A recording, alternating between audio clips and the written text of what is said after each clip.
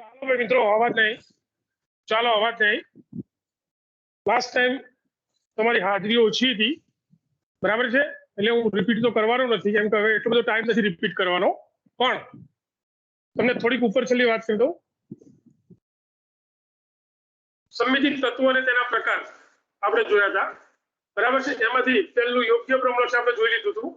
યોગ્ય ભ્રમણક્ષ કોને કહેવાય એ આપણને ખબર છે બધાને, બરાબર છે. અણુમાં કોઈ અક્ષ વિચારી તે અક્ષથી ફરતે અણુનું ઘડિયાળના કાંટાની વિરુદ્ધ દિશામાં કોઈ ચોક્કસ ખૂણે ભ્રમણ કરાવવાથી પ્રાપ્ત થતું બંધારણ એ મૂળ બંધારણને સમતુલ્ય, અભિન્ન અને બંધ બેસતું હોય તો વિચારેલ અક્ષને યોગ્ય ભ્રમણક્ષ CN કહેવામાં આવે છે. એ આપણી યોગ્ય ભ્રમણક્ષ આપણે જોઈ લીધી હતી. એના ઉપર યોગ્ય ભ્રમણક્ષ ઉપર જે રોટેશન કરીએ છીએ એ રોટેશનની નોંધણી કેવી રીતે કરવાની એ પણ આપણે જોઈ લીધી હતી. હવે મિત્રો પ્લીઝ અવાજ નહીં, સેટ પર અવાજ નહીં, હજુ અવાજ આવે છે. યોગ્ય ભ્રમણક્ષ ઉપર નોંધણી પણ આપણે જોઈ લીધી હતી. અને બીજો નંબરનું સમમિતિ તત્વ જે છે સમમિતિ સમતલ, ત્યાં સુધી આપણે આવ્યા હતા. આપણે ત્યાંથી આગળ જઈએ છીએ.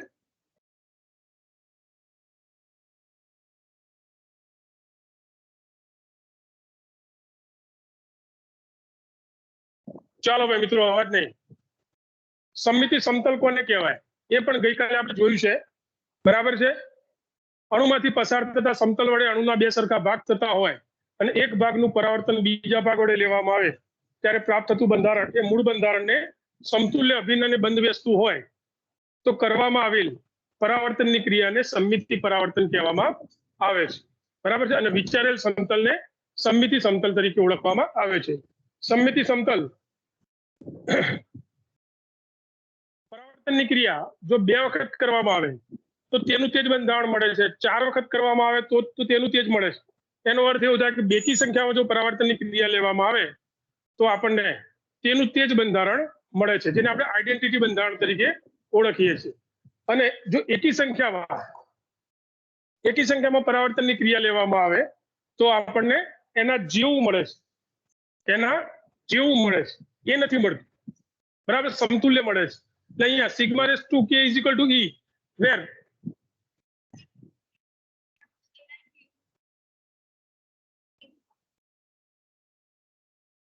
અહીંયા લખેલું છે, વાંચો. સિગ્મા રેસ ટુ કે ઇઝ ઇક્વલ ટુ E ક્યારે બને?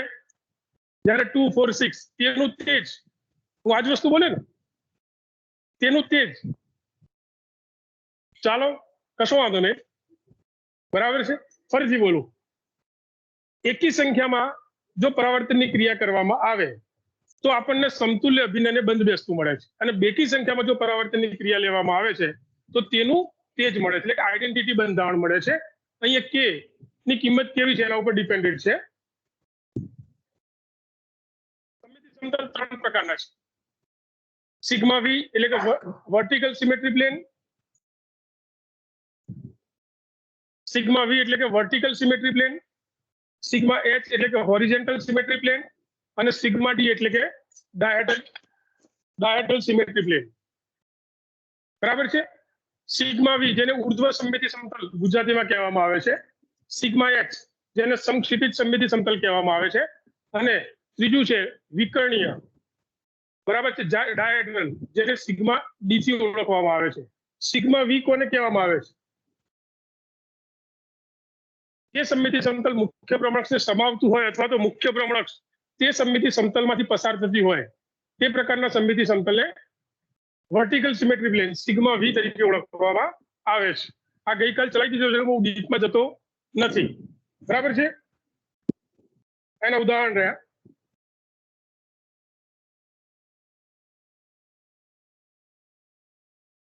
પાછળ મિત્રો હજુ અવાજ આવે છે.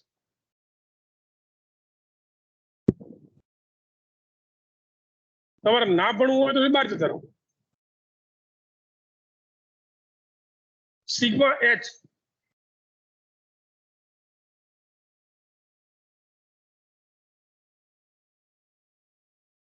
સમક્ષિતિજ સમમિતિ સમતલ. તો સમક્ષિતિજ સમમિતિ સમતલ કોને કહેવામાં આવે છે? તો જે સમમિતિ સમતલ મુખ્ય ભ્રમણક્ષને લંબ સ્વરૂપે આવેલું હોય એટલે સિગ્મા વી અને સિગ્મા એચ બંને ખાસ સમજજો. સિગ્મા વી કોને કહેવાય? જે મુખ્ય ભ્રમણકને સમાવતું હોય. એટલે કે મુખ્ય ભ્રમણક સાથેનો આપણા સમતલનો સંબંધ કેવો છે? મુખ્ય ભ્રમણક સાથેનો આપણા સમતલનો સંબંધ કેવો છે? એને વર્ટિકલ છે કે હોરિઝોન્ટલ છે? બરાબર છે? એને સમાવે છે કે એને લંબ છે? બરાબર છે? જો એને સમાવે છે તો સિગ્મા વી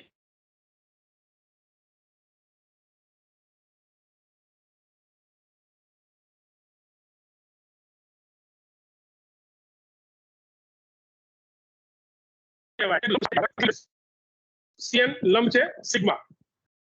એનું ઉદાહરણ પણ જોઈ લીધું આપણે. જે મિત્રો ગઈકાલે નથી આવ્યા ને એમનું નુકસાન રહેશે. એટલે ગઈ વખતનું આખું લેક્ચર મેં બગાડ્યું છે આની અંદર સમજાવવામાં. ચાલો અહીંયા સુધી આપણે છોડ્યું હતું, અહીંયાથી આપણે આગળ જવાનું. બરાબર છે? ડાયાડ્રલ સિમેટ્રી પ્લેન જેને સિગ્મા ડી કહેવામાં આવે છે. એકદમ કોન્સન્ટ્રેટ મગજ સાથે સમજજો. આજુબાજુનું એન્વાયરમેન્ટ ભૂલી જજો અને માત્ર મગજને કસજો તો ખ્યાલ આવશે, અધરવાઇઝ નહીં આવે. બરાબર છે? સૌથી પહેલા તો એની વ્યાખ્યા. જે સમમિતિ સમતલ મુખ્ય ભ્રમણકને સમાવતું હોય, જે સમમિતિ સમતલ મુખ્ય ભ્રમણકને સમાવતું હોય, બે સીટુ અક્ષ વચ્ચેના ખૂણાને દુભાગતું હોય અને વિકર્ણોમાંથી પસાર થતું હોય તેવા પ્રકારના સમમિતિ સમતલને વિકર્ણીય સમમિતિ સમતલ સિગ્મા ડી કહેવામાં આવે છે. અહીંયા લખેલું છે જે સમમિતિ સમતલ મુખ્ય ભ્રમણકને સમાવતું હોય, બે સીટુ અક્ષ વચ્ચેના ખૂણાને દુભાગતું હોય અને વિકર્ણોમાંથી પસાર થતું હોય તેવા પ્રકારના સમમિતિ સમતલને વિકર્ણીય સમમિતિ સમતલ સિગ્મા ડી કહેવાય છે. હવે ઘણી વખત વિકર્ણ આપણને દેખાય પણ ખરો અને ન પણ દેખાય. વિકર્ણ ઘણી વખત આપણને દેખાય પણ ખરો અને ન પણ દેખાય. આપણને ન દેખાય એનો અર્થ એવો નથી કે નથી. સમજી લેજો, વિકર્ણ આપણને ન દેખાય એનો અર્થ એવો નથી કે એમાં વિકર્ણ નથી. બરાબર છે? અહીંયા આ સમતલની વ્યાખ્યા તમે જોશો તો સૌથી પહેલા જે સમમિતિ સમતલ મુખ્ય ભ્રમણકને સમાવતું હોય તે કોના જેવી કન્ડિશન થઈ? સિગ્મા વી જેવી કન્ડિશન થઈ?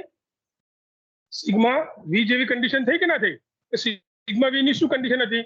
કે જે સમમિતિ સમતલ મુખ્ય ભ્રમણકને સમાવતું હોય તેવા પ્રકારના સમમિતિ સમતલને ઉર્ધ્વ સમમિતિ સમતલ સિગ્મા વી કહે છે. એ કન્ડિશન તો છે જ અહીંયા, પણ આ વધારાની કન્ડિશન છે. બે સીટુ અક્ષ વચ્ચેના ખૂણાને દુભાગતું હોય. બરાબર છે? તો પરીક્ષાની અંદર ઘણી વખત પ્રશ્ન પૂછાતો હોય છે કે સિગ્મા ડી એ સિગ્મા વી છે, સિગ્મા ડી એ સિગ્મા વી છે, પણ સિગ્મા વી એ સિગ્મા ડી નથી. બરાબર છે? તો એનો પ્રશ્નનો જવાબ જો ટૂંકમાં લખવો હોય આપણે તો શું લખીએ? શરૂઆત ક્યાંથી કરાય? તો ભાઈ સિગ્મા ડી ની રિક્વાયરમેન્ટ શું છે અને સિગ્મા વી ની રિક્વાયરમેન્ટ શું છે?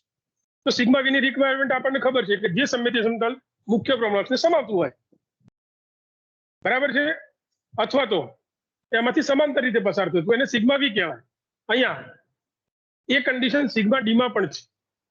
એનો અર્થ એવો થાય કે સિગ્મા ડી ની અંદર સિગ્મા વી સમાયેલું છે, કેમ કે બધી કન્ડિશનો સિગ્મા વી ની ફૂલફિલ થાય છે, પણ સિગ્મા વી ની અંદર સિગ્મા ડી ની કન્ડિશનો ફૂલફિલ થતી નથી.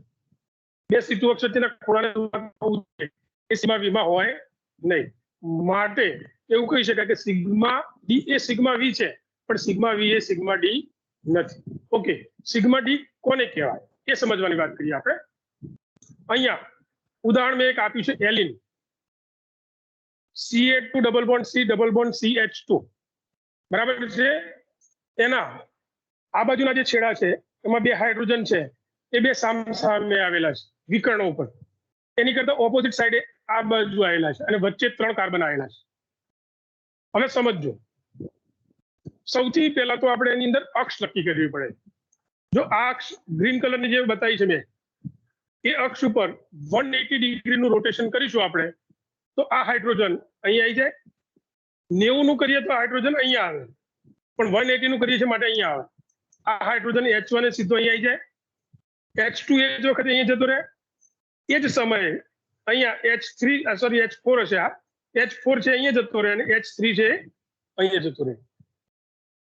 બરાબર છે? એટલે પ્રાપ્ત થતું બંધારણ એ મૂળ બંધારણને સમતુલ્ય અભિન્નને બંધ બેસતું છે. એનો અર્થ એવો થાય આપણે જે અક્ષ વિચારીએ એ અક્ષ સમમિતિ અક્ષ C2 અક્ષ, બીજી અક્ષ ઊભી.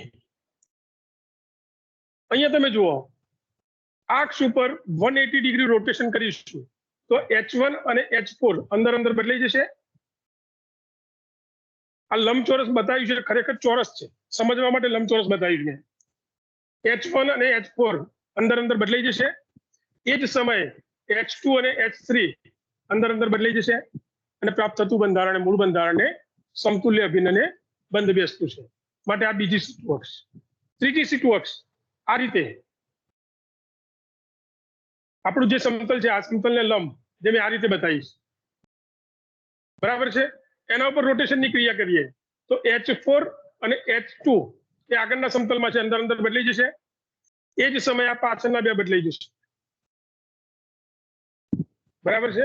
3 C2 અક્ષ થઈ આની અંદર 3 C2 અક્ષ થઈ. હવે આપણે સમજવાનો પ્રયત્ન કરીએ. આ રૂમ છે, આ રૂમને ધ્યાનમાં રાખો. મેં પહેલા જ કહ્યું હતું કોન્સન્ટ્રેટ મગજ સાથે સમજવાનો પ્રયત્ન કરજો, અધરવાઇઝ નહીં જઈ શકાય, બરાબર છે. આ રૂમ છે, એક ક્યુબ છે એવું આપણે માની લઈએ છીએ, બરાબર છે. એક કાર્બન અહીંયા વચ્ચે છે, બીજો ત્યાં છે, ત્રીજો ત્યાં છે. અહીંયા જે કાર્બન આવેલો છે એના બે છેડા, એક અહીંયા ઉપર છે, એક અહીંયા નીચે છે. સમજો આ બાજુની સાઈડ ઉપર હાઇડ્રોજન કઈ જગ્યાએ છે? અહીંયા એક ટોપ ઉપર છે, એક નીચે છે, અને ત્યાં સામે આ બાજુ છે, બરાબર છે. હવે આપણે જો અહીંયાથી અક્ષ પસાર કરીએ,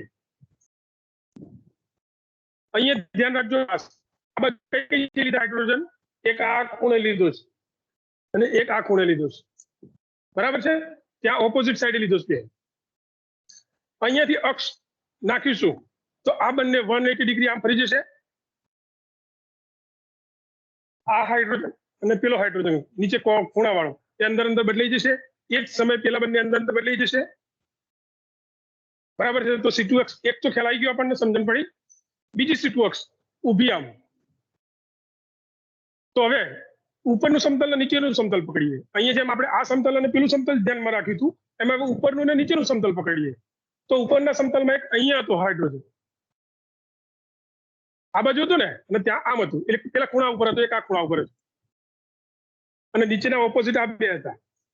ઉપરથી એક્સ વિચારીએ તો પેલા બે અંદર અંદર બદલાઈ જાય અને નીચેના બે અંદર અંદર બદલાઈ જાય. તો C2 અક્ષ થાય. ત્રીજી આ રીતે પસાર થતું હોય. આપણે આ રીતે બે હતા અને ત્યાં આ રીતે બે હતા. આ બે હતા એ અંદર અંદર બદલાઈ જાય. ત્યાં આ બાજુ હતા એ અંદર અંદર બદલાઈ જાય. હું માનું ત્યાં સુધી હવે ક્લિયર આપણને મગજમાં બેઠું છે. ક્લિયર બેઠું મગજમાં? 3 C2 અક્ષ આપણે સમજી શક્યા, બરાબર છે. આ રૂમની જે આપણે ઇમેજિંગ મગજમાં કર્યું છે, ભૂલવાનું નથી. એક આ ખૂણે છે, એક આ ખૂણે છે, પેલા બે તે સામે ખૂણે છે, બરાબર છે. ઓકે, હવે આપણે સમમિત સમતલ સમજવું છે. આગળ જઈએ આપણે. આ એલિન અણુ ખરેખર આ પ્રકારનો છે, પણ પેલાની અંદર આપણે બોક્સ રચનામાં બધા એટલે આપણને આવું દેખાય છે, બરાબર છે. એનો આ છેડો અને આ છેડો વચ્ચે 90 ડિગ્રીનો એંગલ છે. આ છેડા પરનું જે સમતલ છે એ સમતલ અને આ સમતલ બંને વચ્ચે 90 ડિગ્રીનું છે. તમે જુઓ આ જે છે એના કરતા ઓપોઝિટ છે, આ બે આમ છે, બરાબર છે. આ રીતે છે.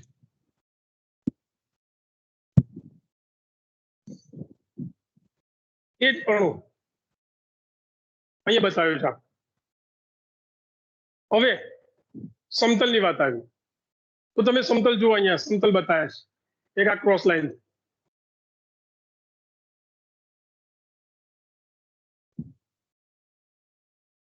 ખ્યાલ આવે છે? આમાં નથી આવતો. ઓકે, સમજીએ આપણે. અહીંયા આપણે આ બે જગ્યાએ બે હાઇડ્રોજન હતા, બરાબર છે. ત્યાં સામે આ બાજુ હતા બે. આ બે હાઇડ્રોજન છે ને એને સીધા સીધા જોડીએ, વચ્ચે સમતલ મૂકી દઈએ. અંતરાસુ સમતલ મૂકી દઈએ આપણે, બરાબર છે. મેં કહ્યું ધ્યાન રાખજો મગજ ખાસ. આ રીતે એને આપણે સમતલ મૂકીએ છીએ. તો આ સમતલની અંદર આ હાઇડ્રોજન અને આ હાઇડ્રોજન બંને અંદર સમાઈ જાય છે. આ બંને હાઇડ્રોજન એની અંદર આવી જાય. આ રીતે મૂકીએ તો આ રીતે સમતલ મૂકીએ છીએ આપણે ત્રાસુ, તો એની અંદર આ બંને હાઇડ્રોજન અંદર સમાઈ જાય. ઓકે, એ સમતલ આપણે આગળ લઈ જઈએ છીએ તો ત્યાં સામે આ બાજુ છે, બે સામસામે વેચી જાય, ત્યાં બંને સામસામે વેચી જશે જ્યારે આ બે સમાઈ જશે. અહીંયા તમે જુઓ, આ સમતલ મેં મૂક્યું, આ સમતલમાં બંને સમાઈ ગયા, એ સમતલ અહીંયા આગળ ચાલ્યું તો આ બે સામસામે વેચી ગયા. ખ્યાલ આવે છે? ઓકે, એના કરતા ઓપોઝિટ આ રીતે મૂકીએ તો પેલા બે સમાઈ જશે અને આ બે વેચી જશે. અહીંયા આ મૂક્યું આપણે સમતલ, તો આ બે સમાઈ ગયા, અહીંયા આયા તો આ બે સામસામે વેચી ગયા. બરાબર છે? બે સમાઈ જશે અને બે સામસામે વેચી જશે. બે સામસામેની બાજુના જે હાઇડ્રોજન છે એની વાત કરું છું. એક બાજુના હાઇડ્રોજન એ અંદર બે સમાઈ જશે સમતલમાં, જ્યારે બીજી એની બિલકુલ એની પેરેલલ બીજી બાજુ જે છે એના બંને સામસામે વેચી જશે. બરાબર છે? આવા બે સમતલ છે. આ બંને સમતલ એ આપણી અક્ષને સમાવે છે કે નથી સમાવતા? આપણી અક્ષ મુખ્ય હતી,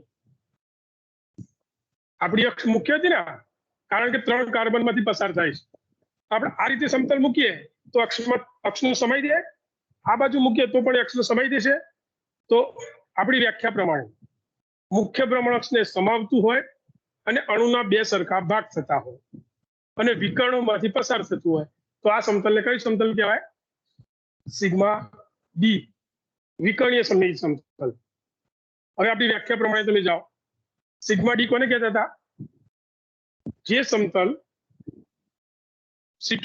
મુખ્ય ભ્રમણકક્ષને સમાવતું હોય અને બે સીટુ અક્ષ વચ્ચેના ખૂણાને દુભાગતું હોય. તો અહીંયા આને સમાવે છે અને બાકીની બે જે સીટુ અક્ષ હતી આપણી, આ એક સીટુ અક્ષને તો સમાવે છે, બાકીની સીટુ અક્ષ આપણી આ રીતે હતી, બીજી આમ હતી. બરાબર છે? અહીંયાથી પસાર થાય છે તો એ બંનેને દુભાગે છે બે સીટુ અક્ષના ખૂણાને. આપણી બે સીટુ અક્ષ હતી ને, આમ અને આમ મૂકીશું આપણે સમતલ, તો બે સીટુ અક્ષ વચ્ચેના ખૂણાને દુભાગશે. બે સીટુ અક્ષ વચ્ચેનો ખૂણો 90 ડિગ્રીનો છે તો 45 ડિગ્રીને ખૂણે દુભાગશે. બીજું આમ મૂકીશું તો પણ એ બે સીટુ અક્ષ વચ્ચેના ખૂણાને દુભાગશે.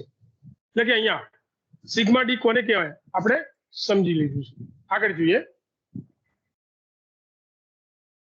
હવે કલ્પના કરીએ કે આપણી મુખ્ય ભ્રમણકક્ષ આ નથી પણ ઊભી છે.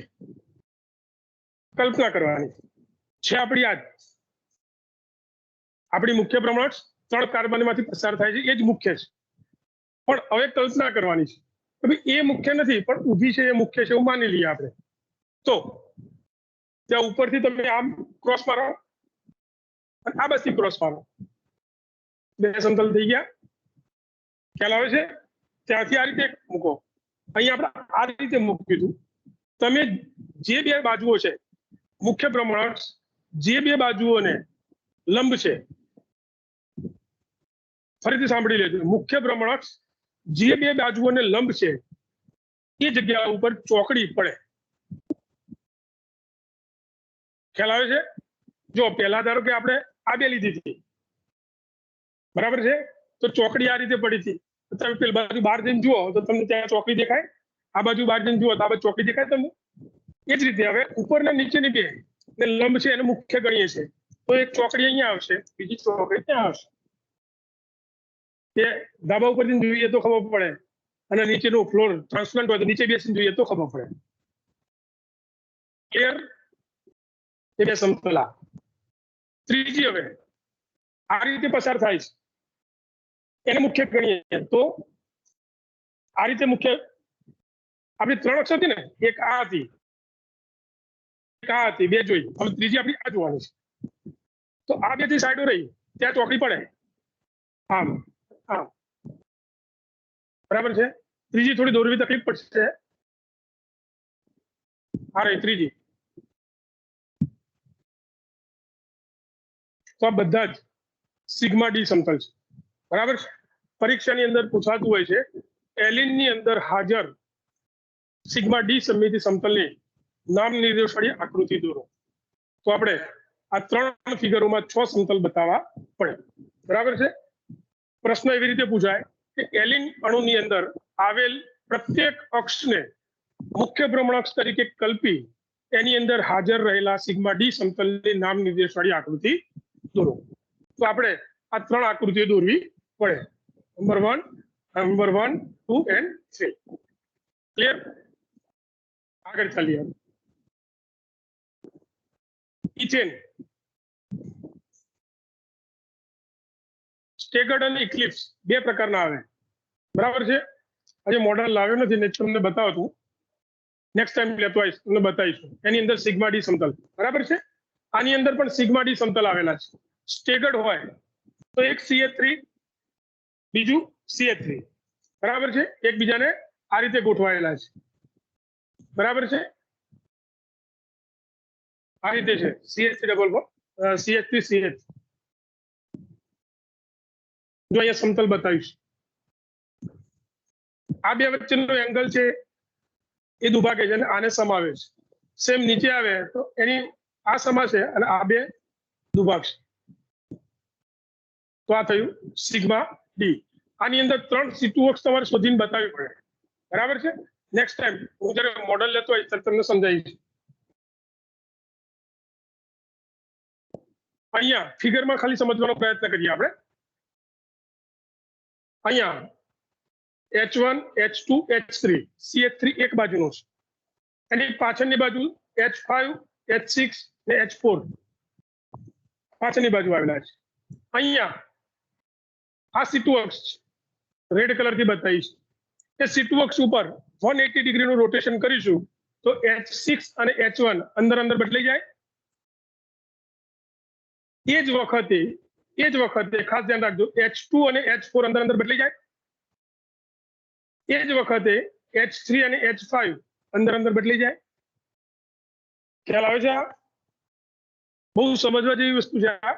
એક ત્રિકોણ છે, બીજો ત્રિકોણ દૂર છે, બરાબર છે, અને સ્ટેગર્ડ ફોર્મમાં છે. આ છે સ્ટેગર્ડ ફોર્મમાં છે. તો અહીંયા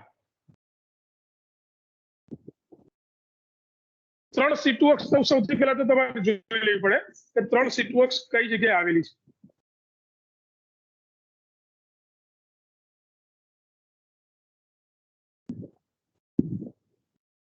અંદર 3 C2 અક્ષ, એક C2 અક્ષ મેં તમને આ બતાવી, બીજી C2 અક્ષ આ બતાવી અને ત્રીજી C2 અક્ષ આ બતાવી. અને આ રીતે પસાર થતી C3 અક્ષ તો છે, બરાબર છે. એક C3 અને 3 C2 અક્ષ આવેલી છે, બરાબર છે. આપણે થોડો સમજવાનો પ્રયત્ન કરીએ. આ રીતે છે ને, આ રીતે છે. મોડેલની જરૂર નથી, મોડેલ વગર પણ સમજી શકાય. આ રીતે ગોઠવાયેલું છે. અહીંયાથી પસાર થાય તો આ બંને અંદર અંદર બદલાય. એ જ સમયે આ અને આ અંદર અંદર બદલાય. એ જ સમયે આ નીચેના બે છે એ અંદર અંદર બદલાય. આ બે બદલાય છે. આ અક્ષ જે C2 અક્ષ છે, જોઈ લઈએ છીએ આપણે. આ C2 અક્ષ, તો આ બે અંદર અંદર બદલાય, આ બે અંદર અંદર બદલાય અને આ બે અંદર અંદર બદલાય, બરાબર છે. અહીંયા C2 અક્ષ લઈએ છીએ તો આ બે બદલાય, આ બે બદલાય અને બાકી આ બે બદલાય. ખ્યાલ આવે છે? ત્રીજી C2 અક્ષ એક લીધી આપણે, આ બીજી લીધી, આ ત્રીજી C2 અક્ષ. આ બે બદલાય, આ બાજુના બે બદલાય અને આ બે બદલાય અંદર અંદર. આ રીતે પસાર થતી અક્ષ છે. અક્ષ ઉપર 120 ડિગ્રીનું ભ્રમણ કરીએ તો આ હાઇડ્રોજન અહીંયા આવે, આ હાઇડ્રોજન અહીંયા આવે અને આ હાઇડ્રોજન અહીંયા આવે. આ બાજુ શેપમાં કોઈ ફરક પડે? કશો ના પડે. એ જ રીતે પાછળ પણ કોઈ ફરક પડે નહીં. તો આ આપણી C3 અક્ષ થઈ અને આ 3 C2 અક્ષ, બરાબર છે. હવે આપણે અહીંયાથી સમતલ મૂકીએ છીએ. એક આ C2 અક્ષ અને બીજી આ C2 અક્ષ વચ્ચેના ખૂણાને દુભાગે છે. એક C2 અક્ષ અહીંયા છે, બીજી C2 અક્ષ અહીંયા છે. ખ્યાલ આવે છે? એક C2 અક્ષ અહીંયા છે, બીજી C2 અક્ષ અહીંયા છે. અહીંયા સમતલ મૂકીએ છીએ આપણે આ રીતે. તો બે C2 અક્ષ વચ્ચેના ખૂણાને દુભાગે છે. અહીંયા મૂકીએ છીએ તો આ C2 અક્ષ અને આ C2 અક્ષ વચ્ચેના ખૂણાને દુભાગે છે, બરાબર છે. અહીંયા મૂકીએ છીએ નીચે તો આ C2 અક્ષ અને આ C2 અક્ષ વચ્ચેના ખૂણાને દુભાગે છે. અહીંયા ફિગરની અંદર બતાવેલા છે. આ સમતલ જે આ C2 અક્ષ અને આ C2 અક્ષ વચ્ચેના ખૂણાને દુભાગે છે, બરાબર છે. આ સમતલ તો આ C2 અક્ષ અને આ C2 અક્ષ વચ્ચેના ખૂણાને દુભાગે છે. આ સમતલ તે આ સીટુ અક્ષ અને આ સીટુ અક્ષ વચ્ચેના ખૂણાને દુભાગે છે. આપણી મુખ્ય અક્ષ આ રીતે હતી, એને સમાવે છે આ બધા જ સમતલ. તો માટે એને સિગ્મા ડી કહેવાય. મગજમાં બેઠું નથી બેસતું? ચાલો, PTCl4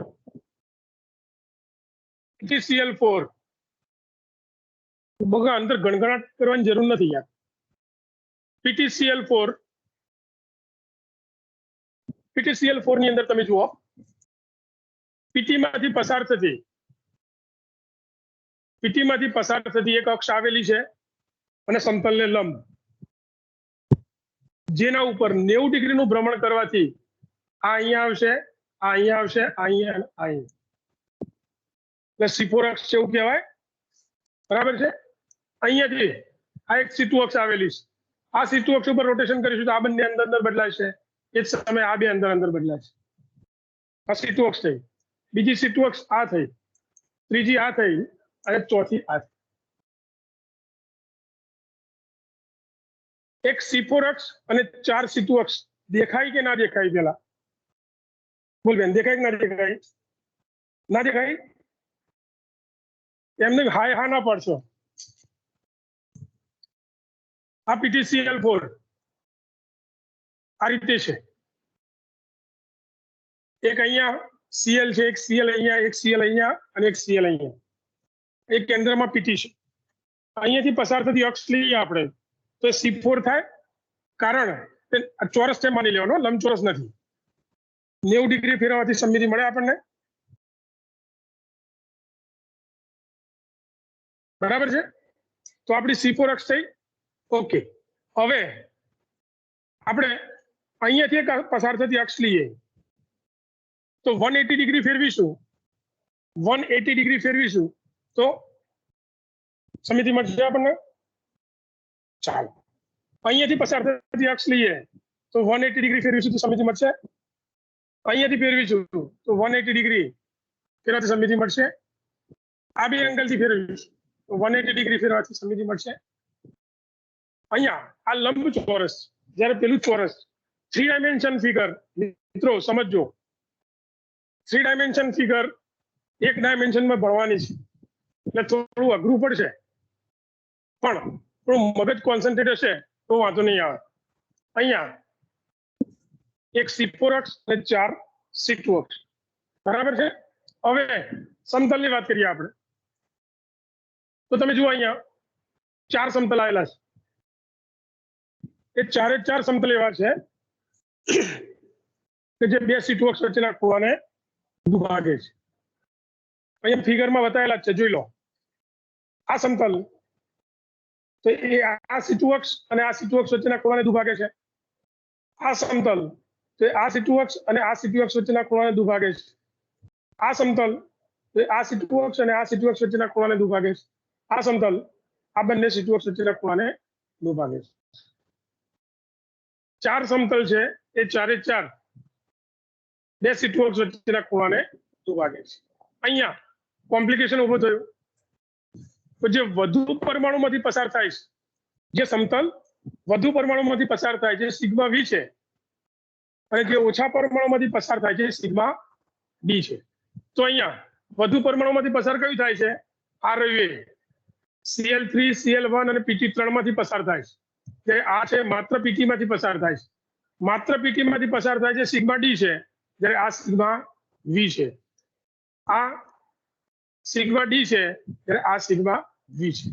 વધુ પરમાણુમાંથી પસાર થાય એ સિગ્મા V છે, ત્યારે ઓછા પરમાણુમાંથી પસાર થાય સિગ્મા D છે. ક્લિયર?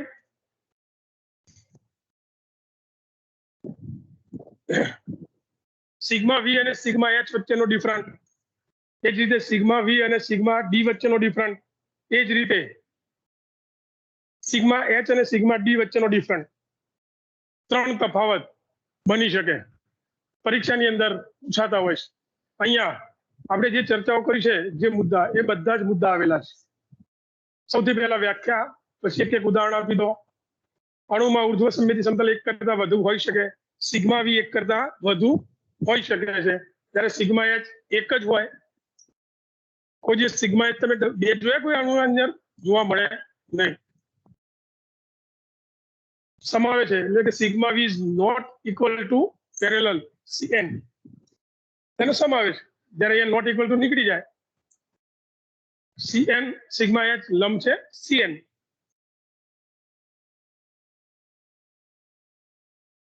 આની ચર્ચા પછી કરીશું કેમ કે આપણે આવશે ત્યારે તમે સમજી શકશો. આ બંને મુદ્દા છેલ્લા મુદ્દા છે એ ઓટોમેટિક ખ્યાલ આવશે આપણને આખો ટોપિક પૂરો થશે એટલે. કેમ કે જે વસ્તુ ચાલી નથી બિંદુ સમૂહ એટલે શું આપણને ખબર નથી તો તમને અત્યારે હાલ સમજાવવાનો કોઈ અર્થ રહેતો નથી. પણ આ બે મુદ્દા એ પછી આપણે સમજી શકીશું. એ જ રીતે સિગ્મા વી અને સિગ્મા એચ નો ડિફરન્ટ બરાબર છે. સિગ્મા વી અને સિગ્મા ડી નો ડિફરન્ટ ત્રીજો જાતે બનાવી દેવાનો બરાબર છે. ત્રીજું સમમિતિ સમતલ સોરી એલિમેન્ટ સિમેટ્રી એલિમેન્ટ પહેલું કયું હતું યોગ્ય ભ્રમણક, બીજું કયું હતું સમમિતિ સમતલ અને ત્રીજું કયું હતું અયોગ્ય ભ્રમણક. ઇમ્પ્રોપર એક્સિસ ઓફ રોટેશન જેને SN દ્વારા ઓળખવામાં આવે છે. ઇમ્પ્રોપર એક્સિસ ઓફ રોટેશન જેને SN દ્વારા ઓળખવામાં આવે છે. અયોગ્ય ભ્રમણક કોને કહેવાય સમજીએ આપણે.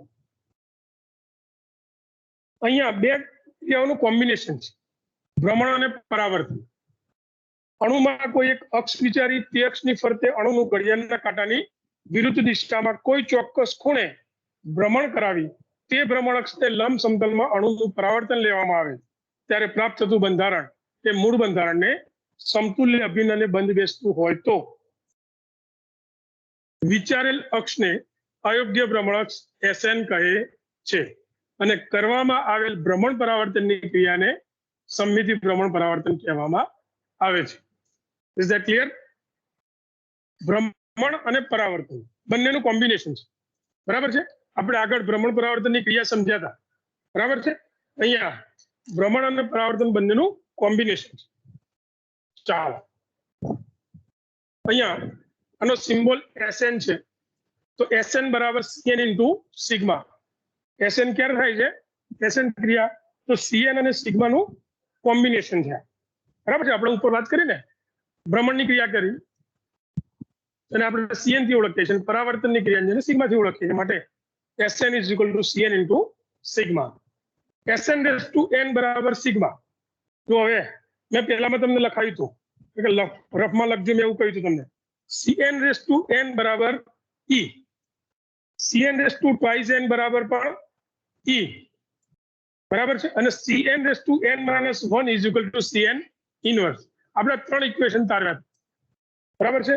હવે આગળ SN રેઝ ટુ N બરાબર સિગ્મા અને SN raise to twice N બરાબર E.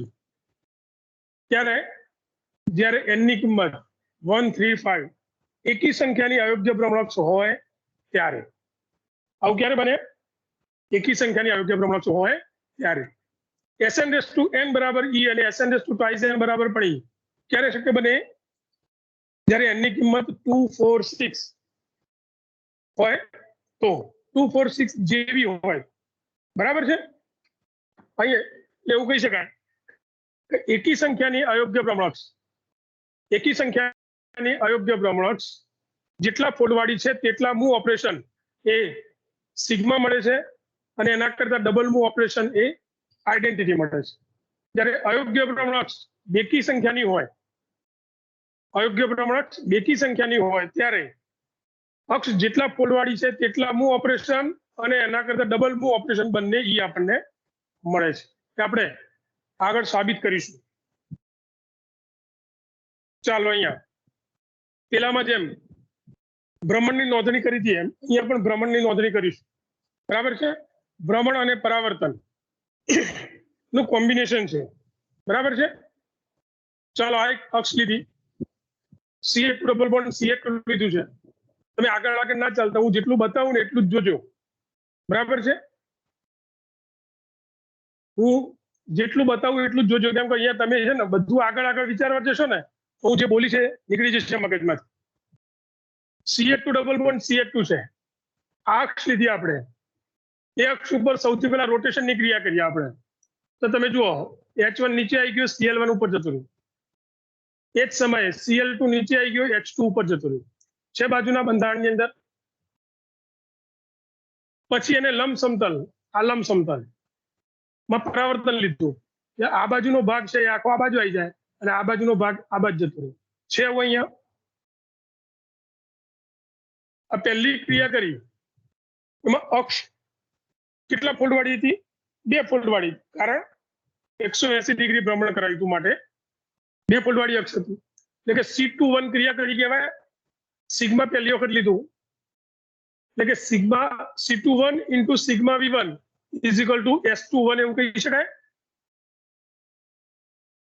2 ફોલ્ડ વાળી અયોગ્ય ભ્રમણકક્ષનું પહેલું ઓપરેશન એટલે કે 2 ફોલ્ડ વાળી યોગ્ય ભ્રમણકક્ષનું પહેલું ઓપરેશન અને પરાવર્તન ની કોમ્બિનેશન વાળી ક્રિયા, બરાબર છે, જેને S21 તરીકે ઓળખવામાં આવે. ઓકે, આ બંધારણ અને આ બંધારણ સરખાવો તમે તો ક્લોરીન ની જગ્યાએ Cl ની જગ્યાએ Cl ના હાઇડ્રોજન ની જગ્યાએ હાઇડ્રોજન છે. એટલે બંધારણ સમતુલ્ય અભિન્નને બંધબેસતું છે. આ સમતુલ્ય અભિન્નને બંધબેસતું છે માટે સમમિતિ ક્રિયા થઈ કહેવાય. ચાલો આગળ ભ્રમણ કરીએ અને પછી પરાવર્તન લઈએ. સેમ તો બીજી વખત ભ્રમણની ક્રિયા કરીએ છીએ તો એને S22 કહેવાય. ભાઈ મિત્રો પ્લીઝ, બીજી વખત ક્રિયા કરીએ છીએ, બરાબર છે, તો S22 કહેવાય કે ના કહેવાય? કહેવાય. તો S22 બરાબર C22 into sigma raise two 2 એવું કહી શકાય કે ના કહી શકાય? S22 બરાબર C22 into sigma raise two 2, બરાબર છે. તો આ થઈ S22 ક્રિયા થઈ. એ વખતે પ્રાપ્ત થતું બંધારણ ને મૂળ બંધારણ સાથે સરખાવો. કેવું છે? એ બંને વચ્ચે સંબંધ કેવો છે? એ બંને વચ્ચે સંબંધ કેવો છે? આઈડેન્ટિટી, અથવા તો તેનું તેજ તેના જેવું નથી. ના જેવું હોવું અને તેનું તેજ હોવું એ બે અલગ વસ્તુ છે. આપણે ગયા લેક્ચરમાં બહુ ચર્ચા કરી, બરાબર છે. આ બંધારણ એ તેનું તેજ બંધારણ છે, જ્યારે આ બંધારણ છે એના જેવું છે, બરાબર છે. ટોટલ 2 ક્રિયાઓ થઈ, S21 અને S22. ચાલો S22 into sigma raise two 2. હવે આપણે એક નિયમ સમજ્યા છે, યોગ્ય ભ્રમણક જેટલા ફોલ્ડવાળી હોય તેટલાનું ઓપરેશન E મળે છે. અહીંયા E થઈ જાય આના બરાબર sigma raise to K is equal to E, where K is equal to 2, 4, 6. Sigma 2 વખત આવે તો E મળે. આ બંને બરાબર E થઈ જાય. E ઇન્ટુ E બરાબર E સ્ક્વેર ના થાય અહીંયા, કારણ કે આ ગણિત નથી, બરાબર છે. E ઇન્ટુ E બરાબર E સ્ક્વેર ના કહેવાય, પણ E જ કહેવાય. તેનું તેજ 2 વખત, બરાબર છે. એટલે અહીંયા S22 બરાબર E.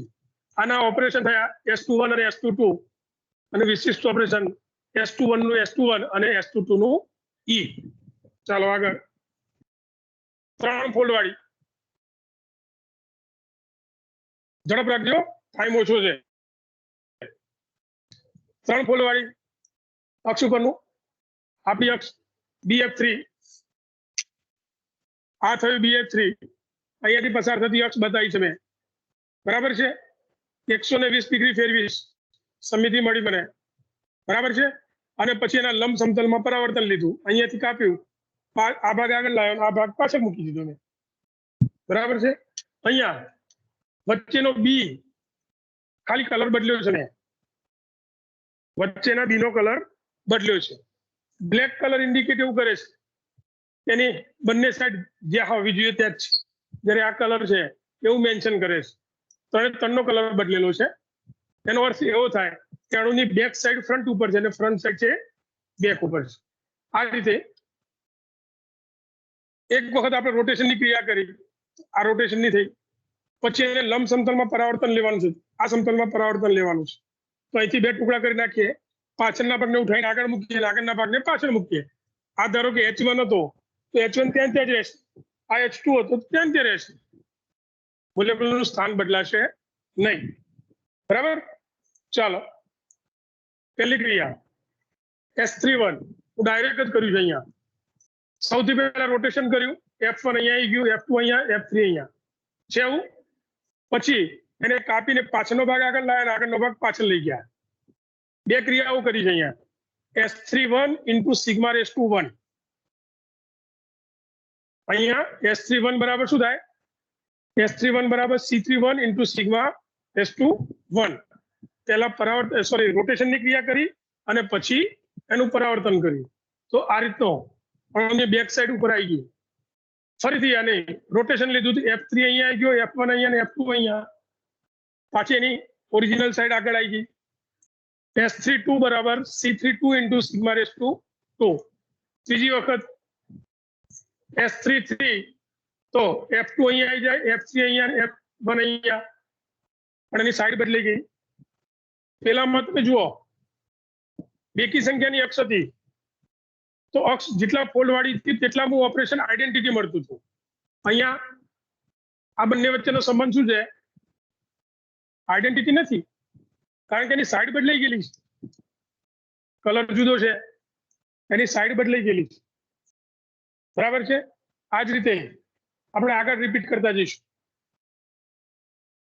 S33 પછી S34, S35, S36, S36 કરીશું ત્યારે મૂળ અણુ હતો એને મળી ગયો આપણને। બરાબર છે। ચાલો અહીંયા તમે જુઓ S32 કરવાથી જે બંધારણ મળે છે એ જ C32 કરવાથી મળે છે। અહીંયા આ અક્ષને આપણે યોગ્ય પ્રમાણ 3 ફોલ્ડ વાળી ગણીએ તો F1 એક વખત અહીંયા, બીજી વખત અહીંયા, તો C32 કહેવાય એવું છે। અહીંયા F2 અહીંયા અને F3 અહીંયા છે। અહીંયા એટલે કે S32 બરાબર C32 એવું કહી શકાય, એનું વિશિષ્ટ ઓપરેશન। ચાલો અહીંયા જુઓ તમે તો આ બંને વચ્ચે શું સંબંધ છે? માત્ર સિગ્મા ક્રિયા કરીએ તો આપણને આ મળી જાય, માત્ર સિગ્મા ક્રિયા કરવાથી આપણને આ મળી જાય। તો આ થયું ઓકે। અહીંયાથી C31 ક્રિયા કરીએ આપણે તો આપણને આ મળી જાય S34 બરાબર આ, અને C31 કરીએ તો F1 અહીંયા, F2 અહીંયા, F3 અહીંયા છે એવું, તો આ C31 થયું। બરાબર છે। અને ઈ ક્રિયા કરીએ તો અંદર અંદર બદલી જાય। ક્લિયર? હવે આના ઓપરેશન અને વિશિષ્ટ ઓપરેશનનું લિસ્ટ જોઈએ આપણે।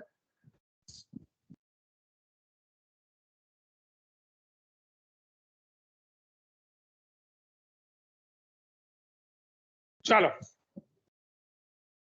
2 મિનિટ। શું પ્રોબ્લેમ છે? ત્રીજું લેક્ચર કોનું છે તમારા? હવે બેન તમને કદાચ ખબર ના હોય તો કહું તમને, આપણે એક્સ્ટ્રા લેક્ચર લેવા પડશે ઘણા બધા। બરાબર છે। આટલું પૂરું કરી દઈએ, કેમ કે તમારે 2 યુનિટ ભણાવવાના છે મારે। 501 માં બાકી છે, આ 504 ચાલુ છે। બરાબર। 2 મિનિટ છે બીજા।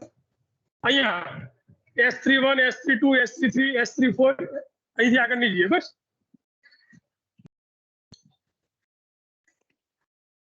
પ્લીઝ આ જેટલું ચાલુ છે એટલું પૂરું કરીએ। S31 થી S36 સુધી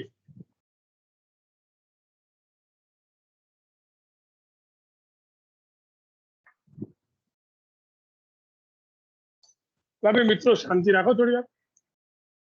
2 શબ્દો સારા પડશે કાનમાં તો તમને ફાયદો થશે, મને ફાયદો નથી થવાનો। ખરેખર લેવા વાળાની ગરજ હોવી જોઈએ, એના બદલે તો આપવા વાળાની ગરજ છે।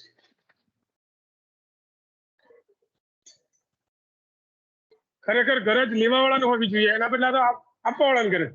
ચાલો અહીંયા ધ્યાન રાખ, આપણે ઓપરેશન જોઈ લઈએ। આપણે S31, S32, S33, S34, S35 અને S36 બરાબર છે। આનું કોઈ વિશિષ્ટ નથી।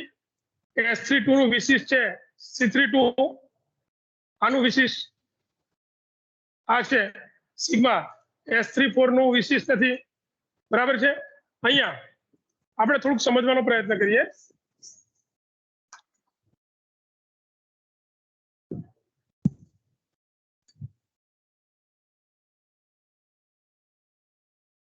S32 बराबर C32 into sigma raise to 2 please मित्रों समझो ने नहीं ख्याल रहे नहीं आवे पछी S32 बराबर C32 into sigma raise to 2 C32 एमने एम रहवा दीए सिग्मा रेस टू 2 सिग्मा बे वखत करवामां आवे तो ई थी जाए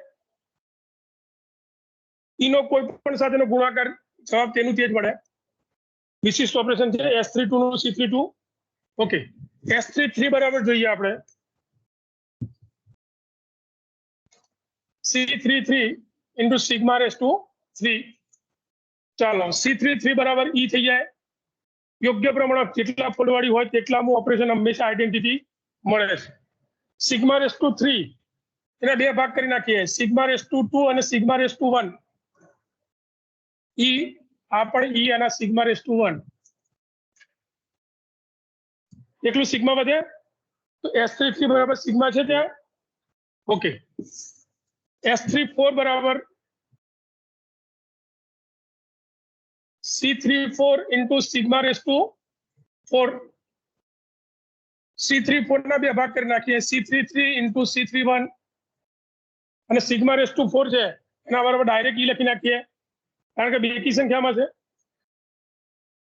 આના બરાબર E આ E છે C31 છે એરિયો S34 बराबर C31 S35 बराबर C35 into sigma raised to 5 બંનેના ભાગ કરી નાખીએ C33 C32 sigma raised to 4 અને sigma raised to 1 બરાબર છે આના બરાબર E થઈ જાય આના બરાબર E થઈ જાય तो C32 into sigma raised to 1 विशिष्ट कोई ऑपरेशन મળતું નથી માટે S34 નું C31 S35 S35 નું S35 લખી શકાય કેમ કે આપણને વિશિષ્ટ કોઈ મળતું નથી અહીંયા જો એક જ કોઈ મળતું હોય તો આપણે વિશિષ્ટ કહી શકીએ પણ વિશિષ્ટ મળતું નથી માટે S35 નું S35 અને S36 બરાબર E અહીંયા આ એક મેં ઉપર ફિગર દોરી છે એ હોમવર્ક છે તમારું લખી નાખો ઝડપથી 11 થી પૂરું કરતા આવજો સમજાઈ દઉં તમને અહીંયા